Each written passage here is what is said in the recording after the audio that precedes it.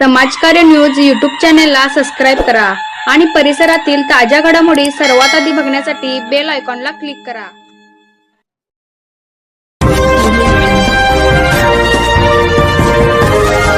सुक्षेत्र श्री सिद्ध सोनूदेव मठ जांभळी येथे अहिल्यादेवी होळकर जयंती मोठ्या उत्साहात साजरी। सुक्षेत्र श्री सिद्ध सोनूदेव मठ जांभळी येथे अहिल्यादेवी होळकर जयंती साजरी करण्यात आली। कार्यक्रमाची सुरुवात काशीलिंग बिरदेव यांची आरती करून करण्यात आली।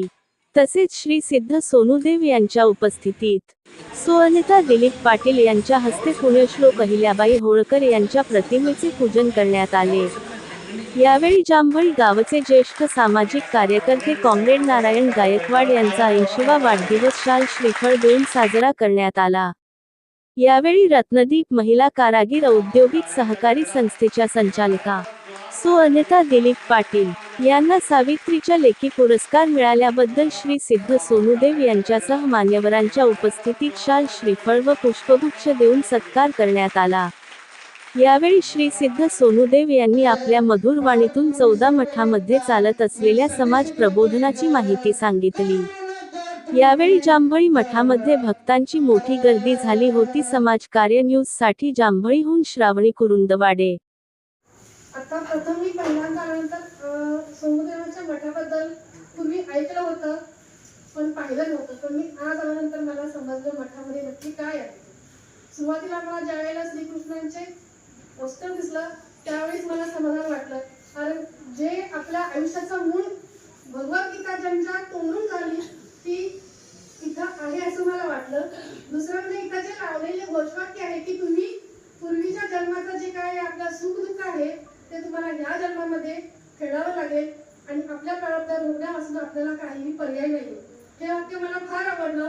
दुसरं म्हणजे आपल्या घरातले जे वरिष्ठ लोक आहेत त्यांना मान द्या आणि त्याचबरोबर आपण श्रद्धा ठेवा। अंधश्रद्धा नको पण श्रद्धा ठेवा। डोळसपणीची आपण श्रद्धा ठेवून जे काही काम करतो, जर आपण चांगलं कर्म असेल, नियत आपली चांगली असेल तर आपलं कधीही जगात कोणीही वाईट करू शकत नाही। हे मात्र मला मनापासून पटलं। आता मी ज्यांची जयंती आहे त्यांच्याबद्दल थोडंफार बोलण्याचा प्रयत्न करेन। मेन म्हणजे आपले पुण्यश्लोक। पुण्यश्लोक म्हणजे काय? जी व्यक्ती पवित्र आहे, जिच्या फक्त स्मरणाने आपल्याला पुण्य लागतं आणि जिचं चरित्र कोणीतरी वाचावं आणि तसं घडावं असं जिचं चरित्र आहे त्या म्हणजे अहिल्याबाई होळकर। अहिल्याबाई होळकर ज्या आहेत त्या आपल्या ज्यावेळेला जगामध्ये धर्माचा म्हणा किंवा न्याय अन्याय याच्याबद्दल जर ज्यावेळेला कोणाला चाल राहते त्यावेळी एखादी ज्योत जन्माला येते, त्यातलीच पुण्य ज्योत म्हणजे ह्या अहिल्याबाई होळकर आहेत। त्यांचा जन्म अहमदनगर म्हणजे आत्ताचं जे काय अहिल्यानगर जे गाव आहे तिथे जमशेद तालुक्यामध्ये चौंडी गावामध्ये त्यांचा जन्म झाला। त्यांचे वडील मार्कोजी शिंदे जे त्या गावचे पाटील होते, त्यांच्या घरी त्यांची आई सुशीलाबाई यांच्या पोटी त्यांना जन्म झाला आणि वयाच्या 8व्या वर्षी त्यांचा लग्नाचा पण किस्सा फार छान आहे।